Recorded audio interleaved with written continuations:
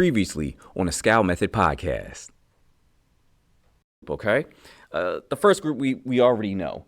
First 5 senses: sight, hearing, touch, taste, smell. Right. So those are the first 5, and those senses, they help you understand the world around you, and they allow you to experience and interpret your surroundings. That's how you kind of interact with what's around you, what's outside of you. Okay. Then you have 3 more senses on top of that. And a lot of people tend to call these next 3 that I'm going to describe a little bit, they call those like your hidden senses.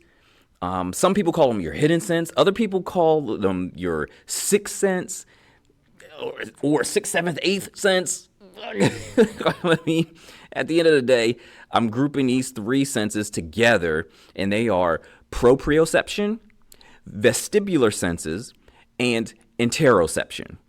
I'm proposing that you have an additional 2 senses on top of your 5 already well known and 3 hidden. You have 2 more, and they're spiritual in nature, right? And those 2 senses are faith and wisdom. All right. Here we go. We're continuing this party here, right? So previous episode, well, I guess first, I'm sorry. Let me welcome you. Welcome to episode 30. Woo! Episode 30, baby. Episode 30 is part 2 of this somewhat of a deep dive into let's just call it dive, maybe not a deep dive, into the 10 senses, right?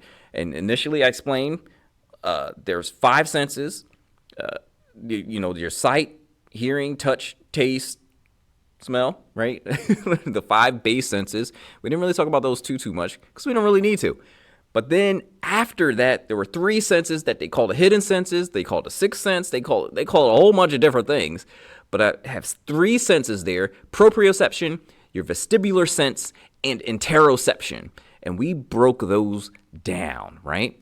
And we are finally here. And you want a recap of that whole thing, go to episode 29. But here we are on the last 2 senses, and I would argue the most important senses, because and for a number of reasons, I think these last 2 senses tie into all of your other senses, and it changes your reality. Those 2 senses are faith and wisdom, and I'm speaking of each as a sense. Okay. What's going on, everybody? I hope you're doing well out there. I'm Coach Evan. This is Say Cheese and Lift Studio, and you're listening to the Scout Method podcast, your one-stop shop for not only physical fitness, but mental fitness, emotional fitness, and spiritual fitness. I'm clearly excited to get to this part here. This is what I'm trying to get to, so we're going to get to it. All right, let's go.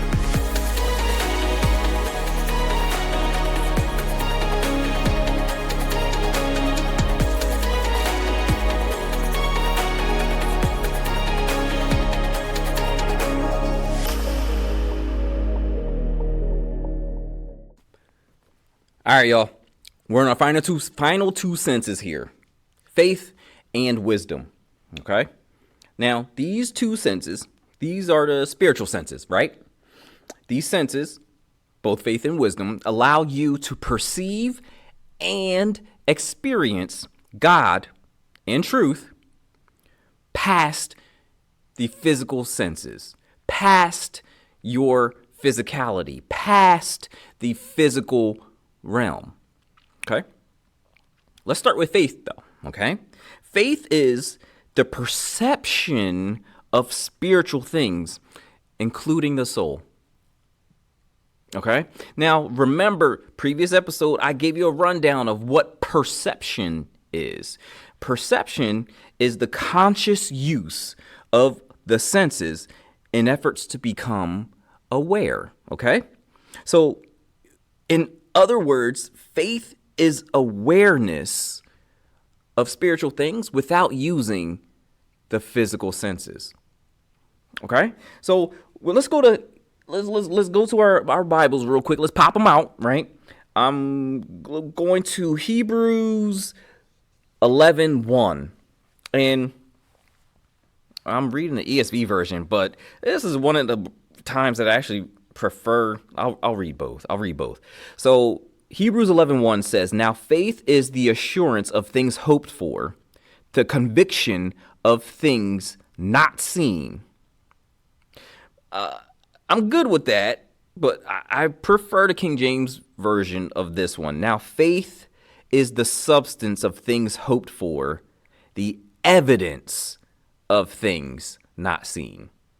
Now, they both say the same thing, right? They both mean the same thing. But this says that faith isn't some strong feeling, right? It isn't just some strong feeling, and it isn't some blind belief, right? Faith is how we sense spiritual things. So sharpening this awareness completely changes how you live. It completely changes how you relate to others. And it in long run, short term and long term, completely changes how you perform, right? It allows you to hear God more clearly. It keeps you strong and resilient during times of distress. It allows for clearer decision making. It deepens your relationship with God. It keeps you balanced and at peace. It makes you more of an authentic person. So how do you train it, right? You start, and this is simple, you start with Scripture, right? And we're going to be reading quite a few lines here, quite a few verses on this one, right? So I'm going to take you to Romans 10:17. Let me flip back to my other version here. The book of Romans 10, chapter 10, verse 17. And I'm going back to the ESV for y'all. So faith comes from hearing, and hearing through the word of Christ. So basically, you start with Scripture. You read it. You meditate on it.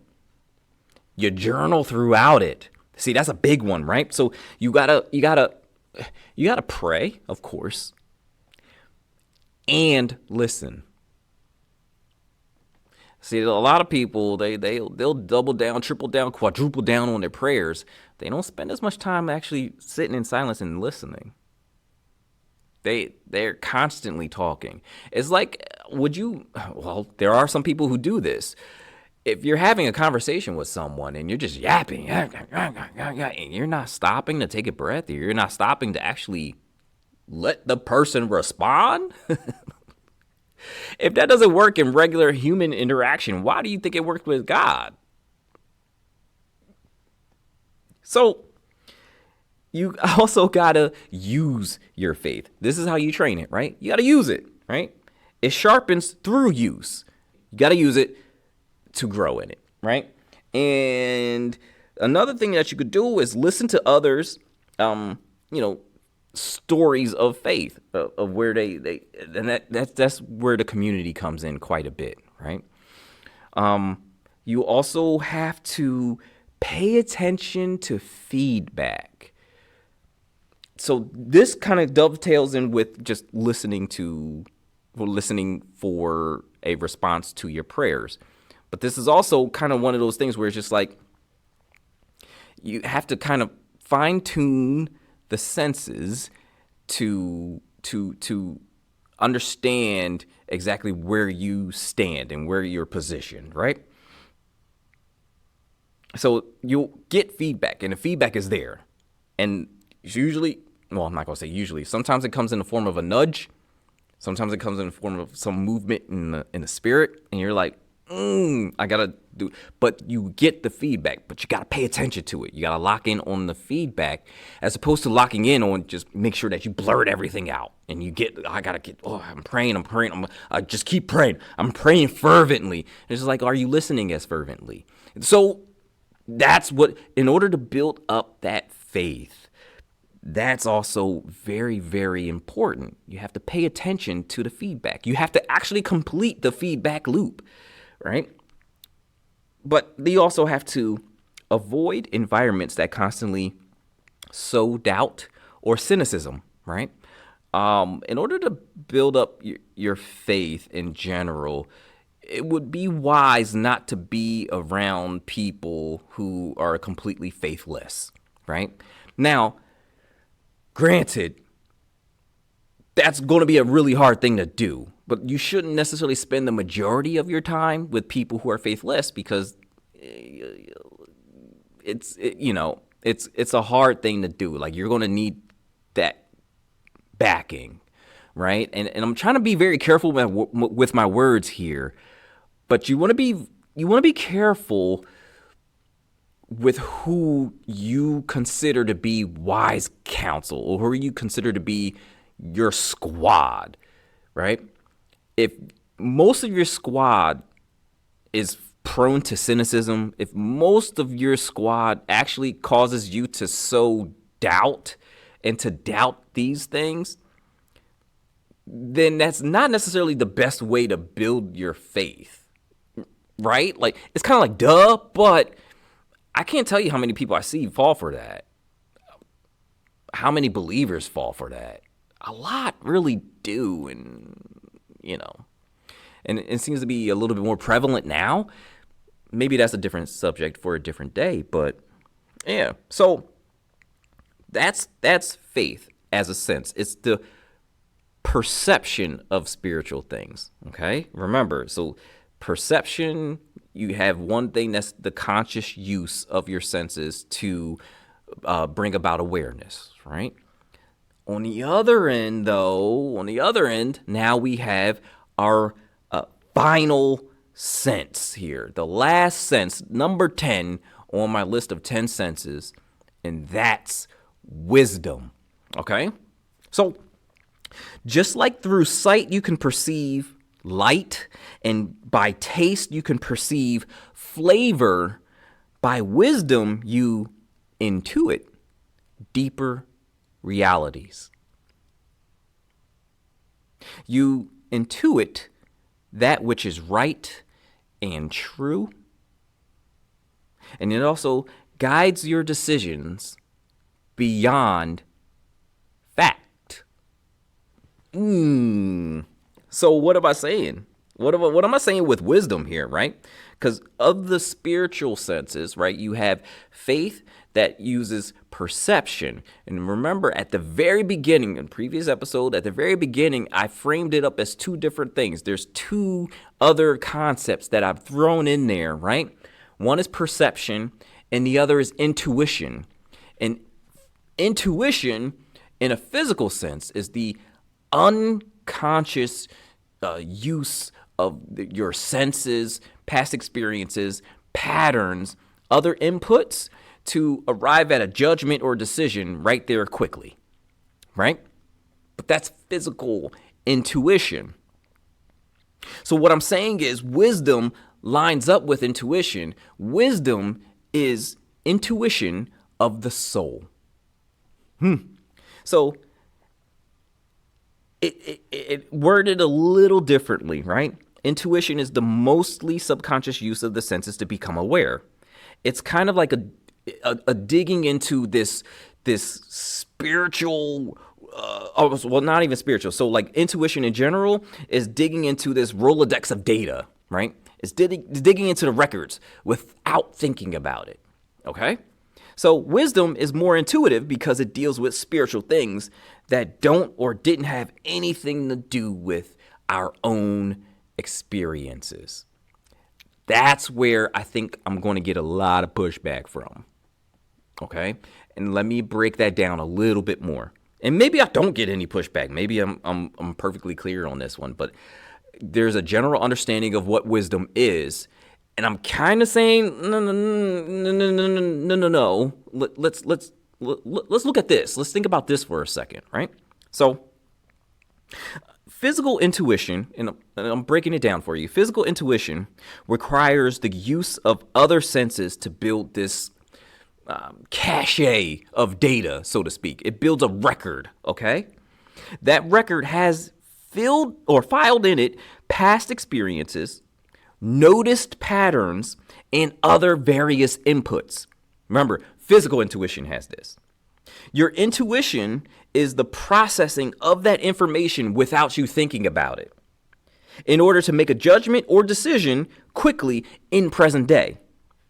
So what I'm saying is wisdom is the intuition of the soul of spiritual things, meaning it allows you to make a judgment or decision on something quickly, but watch this, without that record of patterns, experiences, and other various physical inputs. Instead, what I'm saying is, in the physical record's place, you are imparted a divine record to draw from. So here, you have physical intuition, and then on the other end, you have wisdom. They're not the same thing, okay? Both draw from a record of sorts, though, right?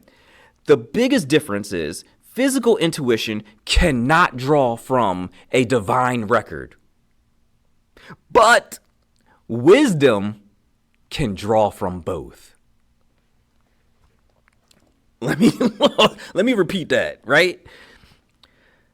Physical intuition cannot draw from a divine record, but wisdom, which is spiritual intuition, it has the ability to draw from both physical records, which is your experiences, other various inputs of physical nature, patterns, notice patterns, but it also draws from a divine record. And that's something that we did not experience. That's something that's imparted to us. That's something that's given to us. As an aside, this is kind of where I push back on the conventional definition of wisdom, right? Because that definition says that wisdom is simply the practical application of gained knowledge. But if I'm going off of the definition that I'm giving here, technically, wisdom doesn't really need knowledge to exist. It needs no input from us. Because again, it's divine in nature and it's given to us. Hang with me here because I know this is going to be a little rocky, and I'll be sure to try and clear it up as much as I possibly can here, right? Because I want to make sure that I'm clear on that delineation. Physical intuition is what many call their sixth sense. Those who are a little bit more spiritual than not, they call their sixth sense not proprioception, vestibular sense, not interoception. They call their sixth sense physical, or they call physical intuition their sixth sense. But there's a rub there because it's just like what many believers call wisdom is actually physical intuition.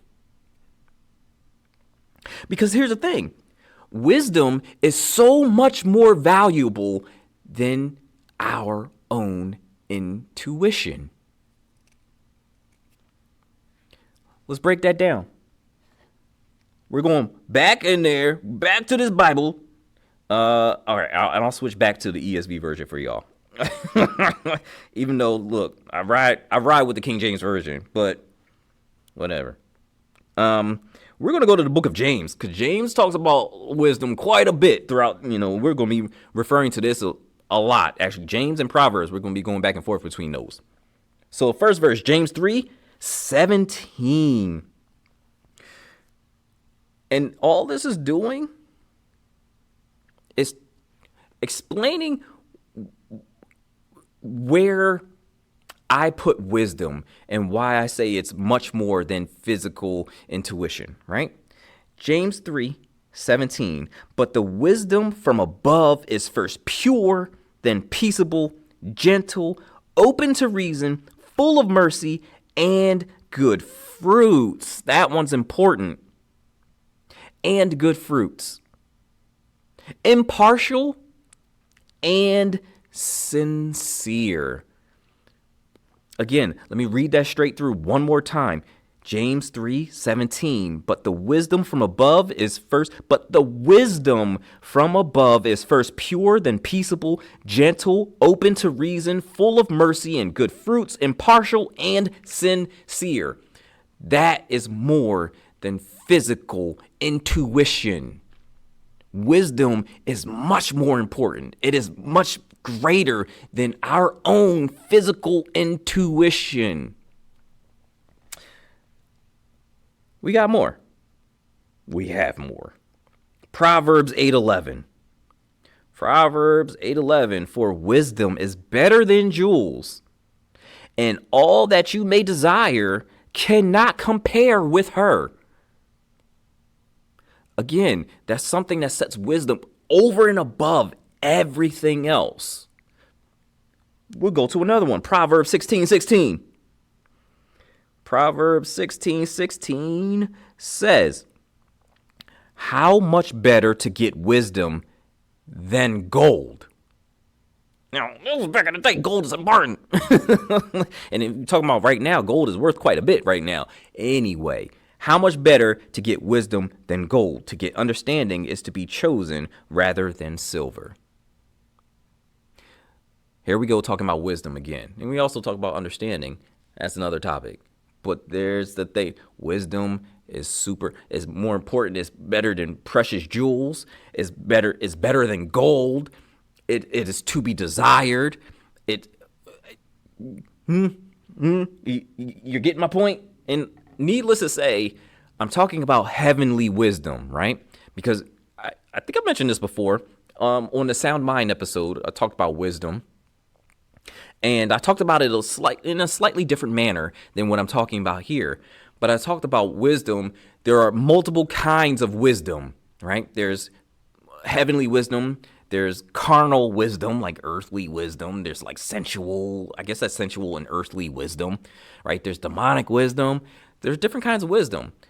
Needless to say, like I'm telling you here, we're talking about heavenly wisdom as a sense, okay? Now, wisdom picks up on moral nuances. It picks up on long-term consequences. It picks up on other unseen things, unseen values. And this is to ultimately end in sound judgment and good and truthful decision making. Okay?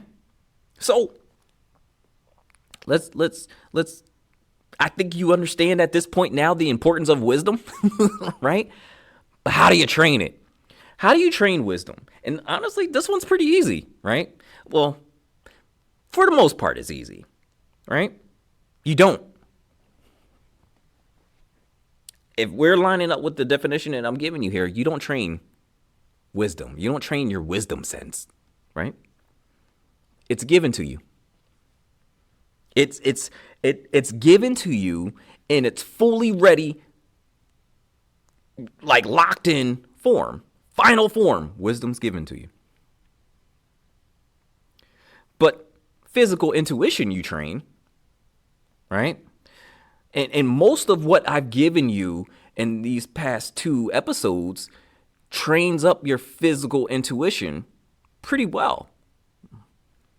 But that wisdom, that spiritual intuition, it's given to you, right? Let's go to, maybe we did. I don't remember. Look, let's dig into James 1:5 again, or for the first time. Yeah.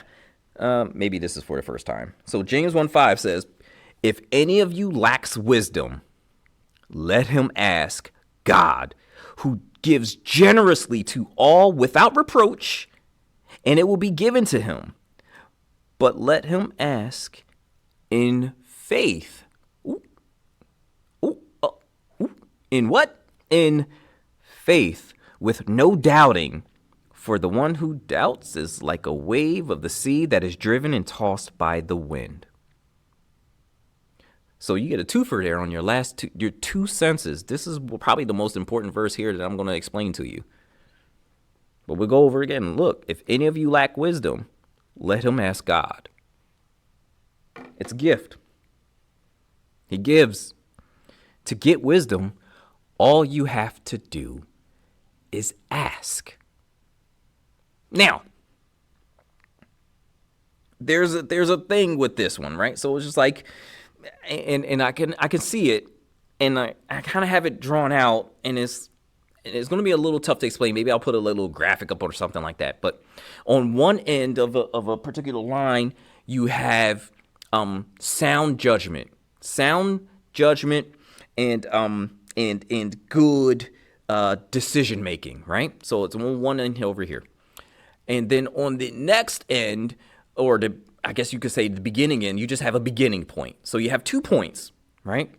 You have sound judgment, good decision making, and you have the beginning, right? Now, in between those 2 points, you have physical intuition and you have wisdom, okay? And you'll hopefully you catch on to what I'm trying to get at here when I explain this little timeline here, right? No matter what, the goal is to arrive at sound judgment and good decision making, right? And you're going to get there with high physical intuition, right? And a little bit of wisdom to go on top of that.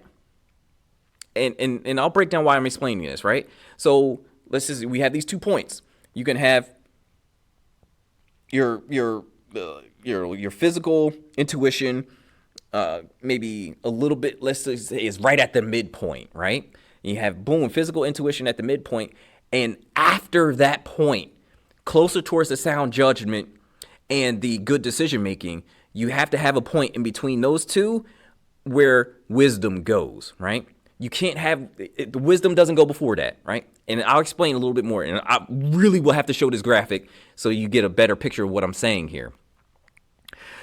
No matter what, no matter how much physical intuition you have, wisdom allows you to get to that sound judgment and good decision making.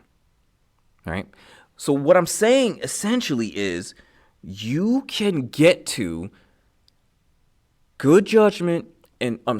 sound judgment and good decision making without any physical intuition. If you relied solely on the wisdom that was given to you, you would still arrive at sound judgment and good decision making. Why am I saying this? I'm saying this because there are so many books, so many courses, so many videos, so many things out there teaching you how to get wisdom, how to get it from books, how to get it from people, how to get it from your mistakes. And it's always been as simple as asking for the wisdom. Ask for the wisdom, then you get it, then you work it. That's it. But here's the kicker. Because, and the thing is, what I'm really trying to emphasize here is that wisdom is way more important than what we, even as believers, place in the hierarchy of important things spiritually, right? Wisdom is way more important than we give it credit for. We take these verses and a lot of times, And what we do is we'll say, oh, that's a very poetic way to say that it's important. But I think what's lost upon a lot of different things in this situation is how important it truly is. How precious it really is. And the thing is like, wisdom is so precious. Wisdom is so important. Heavenly wisdom is so precious. We sully it with our own physical intuition. So when people are out there telling you, hey, you know what? This is how you go get wisdom. All they're really telling you is how to improve upon your physical intuition, as if that's going to get you to the finish line. Wisdom is way more important than that. Wisdom can exist without any physical intuition at all. Point blank, period. Right? And so it's just interesting because, in fact, wisdom improves our intuition. Wisdom improves our physical intuition. But the problem is we're too busy trying to work it the other way around. We're too busy trying to gain wisdom by improving our physical intuition. Now, I know I make it so here's the problem. I might have made it sound too simple to gain wisdom, right? Right? There's still a process. It's given to us in its fully, leveled up form. But here's the thing. There are some prerequisites here, right? Because you have to be on the path to gaining wisdom, right? And it starts with, and I have some verses with this one too. Wisdom starts with fear of the Lord, right? We're going to go to Proverbs 9:10. The fear of the Lord is the beginning of it doesn't get much more simple than that. The fear of the Lord is the beginning of wisdom, and the knowledge of the Holy One is insight. That's Proverbs 9:10. So the beginning here is fear of the Lord, respect, awe-inspiring action of the Lord, all right? Ask confidently, though. We're back at James 1:5, right? And that's important, right? Like, not just ask, but you have to ask with confidence, because that is one of the promises of God. You can always trust God to fulfill his promises, period. There's nothing else that needs to be said with that. You also got to study and obey his word. Again, these are prerequisites here. Prerequisites for wisdom. You got to study and obey his word. Like, you got to go through this thing. Got to go through this. Got to read it actively again and again and again and again. You know what I mean? Oh, man, I dropped all my bookmarks. All right. Well, and here's where it gets interesting. You also, one of the prerequisites for wisdom is keeping wise company. This goes back to your squad again, right? That's helpful for your faith, right? But it was just like, wait a minute. I thought you said, hang with me. Other people, other believers who have this wisdom, it'll help you out quite a bit to surround yourself with them. That's a prerequisite, though, right? So basically what it does is it sets the ground for wisdom to be imparted. So it gets the house ready for somebody to move in, right? That's one of the prerequisites. The last prerequisite is to cultivate purity and sincerity. That's an interesting one. We're going to go to James 3:17. James 3:17 says, but the wisdom from above, and I read this already, right? And I'm reading it again. This is the one I'm reading twice. But the wisdom from above is first pure, then peaceable, gentle, open to reason, full of mercy and good fruits, impartial and sincere. If that's what wisdom is, then you ought to exhibit those as a prerequisite,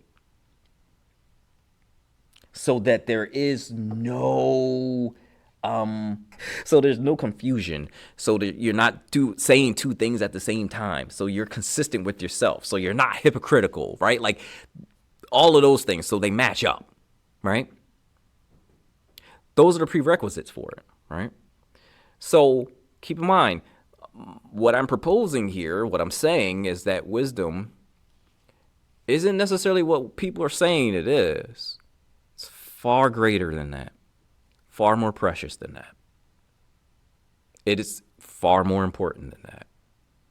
What a lot of people say is wisdom is simply, and granted, it's important as well, but it's a physical intuition.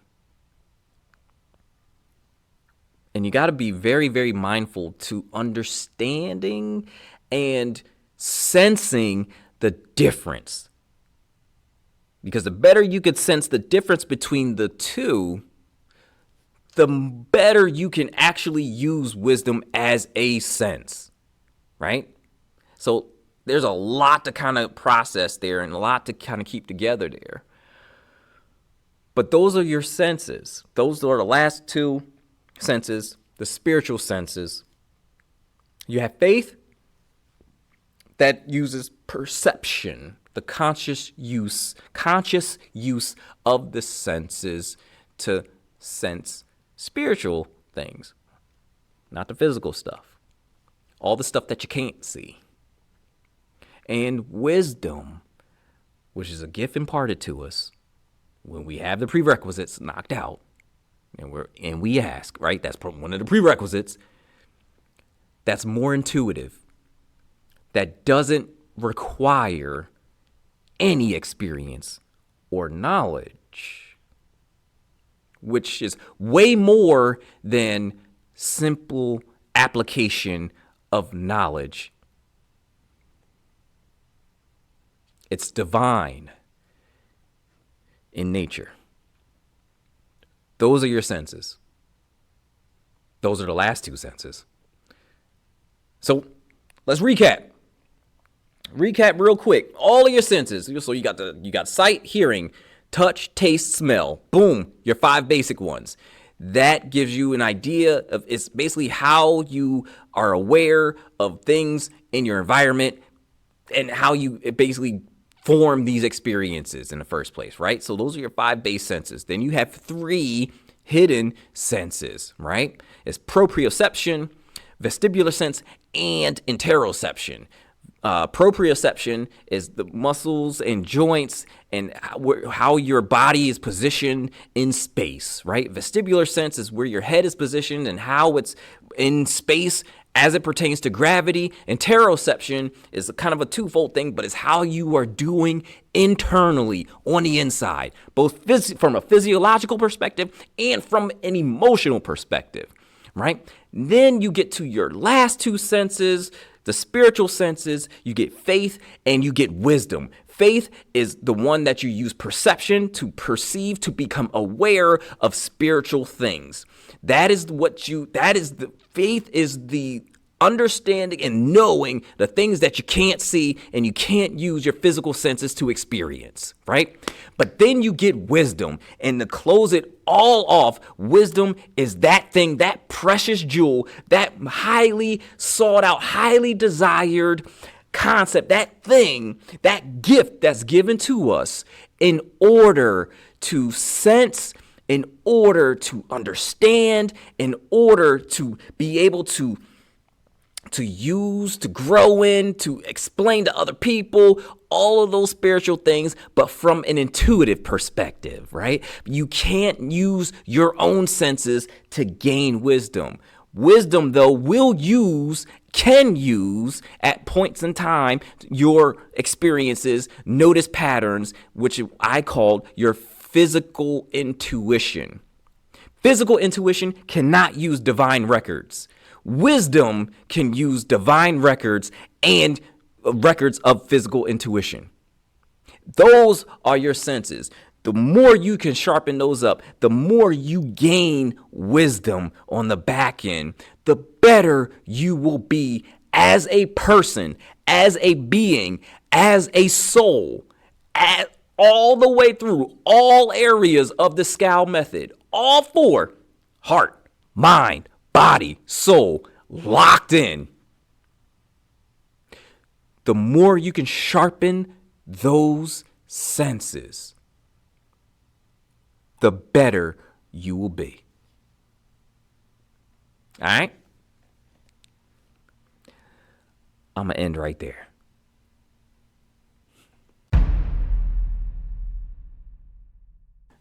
All right, well, there you have it, folks.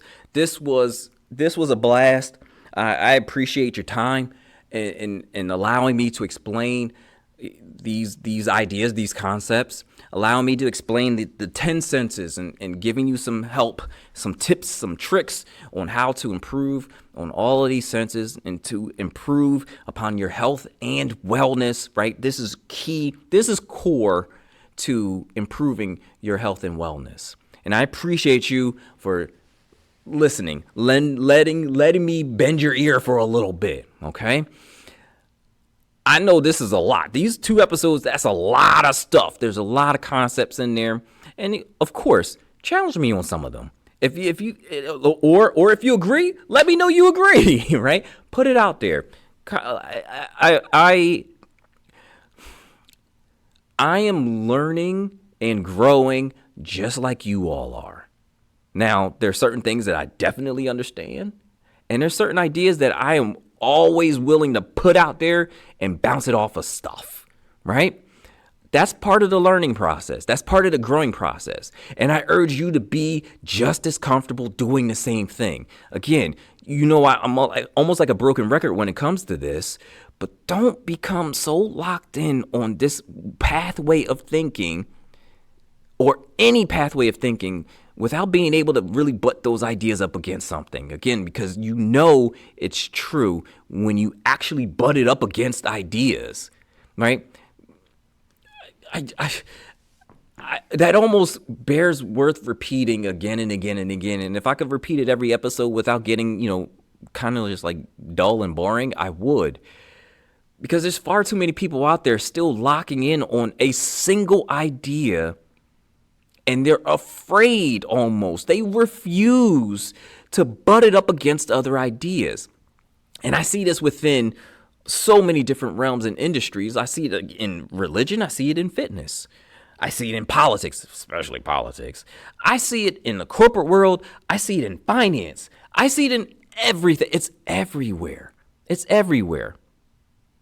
So a lot of this, me putting these ideas out, a lot of me putting a lot of this research out and putting what certain studies say and certain thoughts that came to mind and what I'm arriving at through my studies, a lot of this stuff that I'm putting out, I'm butting up against ideas that are out there. Inviting people to say like, hey, look, maybe you should look at it this way too, right? And hopefully the stuff that I'm putting out there causes you to think some things as well so that you can bolster your belief as well, right? That's how you arrive at truth. It's the only way, right? Because I could go on for days about that one, but that's even biblical. But too many people are afraid to actually undertake that process. Because I don't know, for some reason they figure they're going to lose their faith or they're going to lose their salvation or something like that. Or they figured they're going to end up in some wrong corner. They took a wrong turn and they're stuck as if they're completely unable to change. So, all that to say, I appreciate y'all. Any questions, let me know. You know where to find me. social medias everywhere, all the social medias. And I'm going to get out of y'all hair. In the meantime, right, first of all, I'm going to see y'all on the next one, right? And we're going to close it out. We're going to close it out with a little bit more juice. Although I do have quite a bit of juice right now, right? But I'm Coach Evan. All of this is Say Cheese and Lift Studio. And you just got finished listening to the Scowl Method Podcast, your one-stop shop for not only physical fitness, but mental fitness, emotional fitness, and spiritual fitness. Time to get fit. Oh, that was corny. All right, I'm out. I'll see y'all.